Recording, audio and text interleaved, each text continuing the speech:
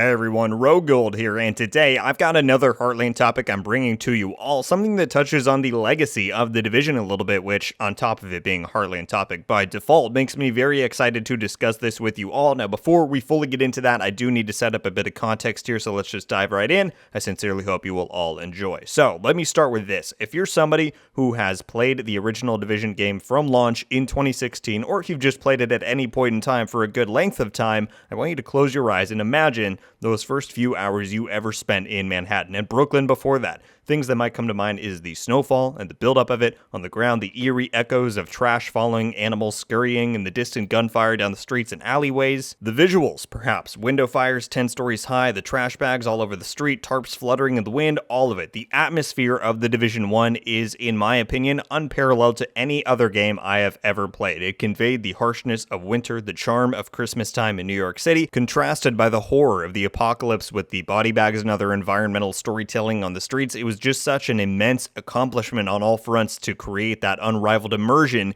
in gaming. Now, shifting over to the Division 2, I'm of the personal opinion that some of the excellence of the atmosphere was lost when transitioning over to DC and switching seasons to the summer. Now, that's not to say that the Division 2 did not improve in many ways upon the first game. It did. That's also not to say the Division 1 didn't have its problems. It did. This video is not trying to compare the two on any large scale here. We'll save that for another time, but purely speaking on atmosphere, I think Division 1 trumps Division 2 easily. And a big reason why I'm speaking on this is I know many of you feel the same way. I've read and responded to so many comments over the years of you guys talking about how Division 1's atmosphere is one of your most beloved aspects about it, and I totally understand. Division 2 did have some good aspects to it, don't get me wrong. I think the dynamic weather and lighting is done very well. In Div 2, the variety in environments really gives it a bit more flavor at times, Camp White Oak compared to the Ironworks Foundry, for example, and in DC specifically, the kind of symbiosis between humanity and nature can be quite stunning, with all of the overgrowth of buildings and architecture, the variety in wildlife, etc. It has its shine, no doubt, but I know for a lot of people, the teeth of the apocalypse really seem to be taken out from the Division 2, and I know there's some narrative purposes for that. Society is somewhat rebuilding. With the settlements, there's more hope, but realistically,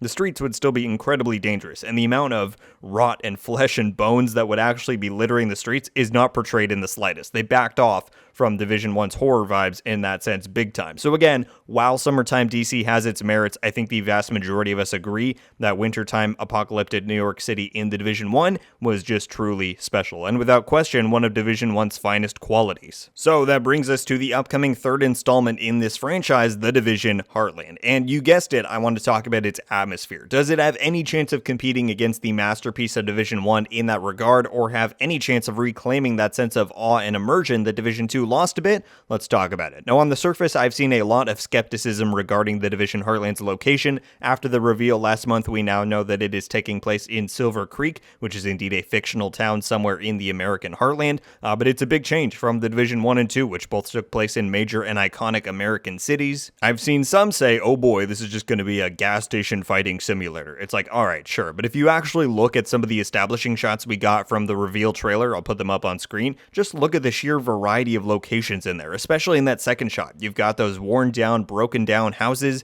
sort of marshland in the foreground, the train bridge up above. Just think of some of the combat scenarios in these types of environments are going to lead to compared to some of the more linear layouts of New York and DC. I think it's going to be insanely fun, plus the fall is a brand new setting for us to explore. I digress though, we're here to talk about the atmosphere. My first point is, I believe this setting has the potential to be just as compelling and riveting as the Division 1's. We had our expectations set for the urban apocalypse in Division 1, and I think that's part of why, the Division 2 seemed a bit more disappointing in that regard, but the slate is clean for the rural apocalypse. What does that look like? What environmental storytelling devices might Red Storm utilize to bring the world of Silver Creek to life? It's going to be fun to find out. But there's one area that I really want to focus on here, one element that we've been told about Heartland that seems to be suggesting it's bringing something new to the table, and that is the contamination. If you missed the commentary in the reveal trailer, which I'll link below, as well as my breakdown of it in case you missed that, Keith Keith talks about how one of the greatest challenges and dangers awaiting you in Silver Creek is this contamination. It's been mentioned in some of the game's descriptions before. I'll rotate through some of the images that we get in that trailer, but you can see, especially in the nighttime shots, this distinct red glow. And in certain snippets, you can actually see what looks to be the borders of these contamination zones. So we've had, contamination zones in Division before. They were used less in Division 2, but especially think back to Division 1, the Dark Zone, Survival, your filter mask level. Contamination has always been a big element in the lore, but it was never a visual thing. It was always just an audible threat, something you were told about by Isaac. Well, Heartland seems to be taking the next step in that and making this contamination a very visual, very present threat. And I think that could be its chance to establish a whole new level of atmosphere and immersion. I mean, just look at these shots. That red glow in the sky, on the ground, it just looks like it's seeping into the environment, and it looks incredibly menacing. And this is the exact type of horror and fearful vibes I think The Division needs to reclaim.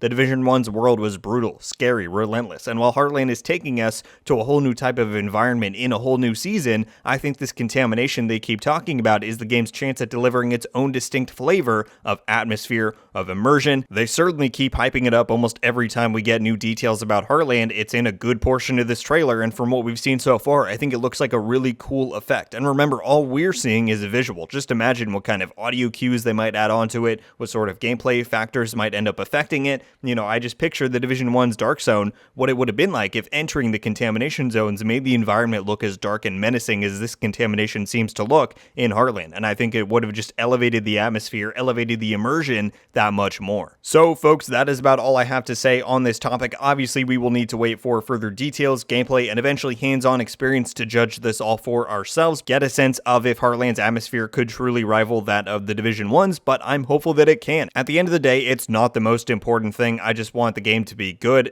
solid as far as mechanics and systems go, but I think Red Storm bringing their A-game when it comes to atmosphere, to immersion, when the predecessors have set the bar so high, would go a long way. So I'm excited to see what awaits us in Silver Creek.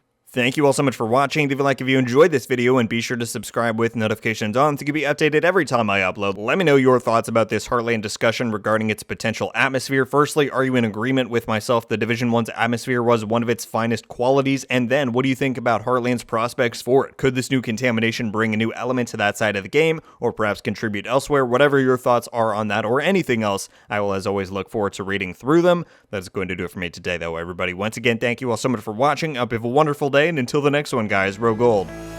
Ow.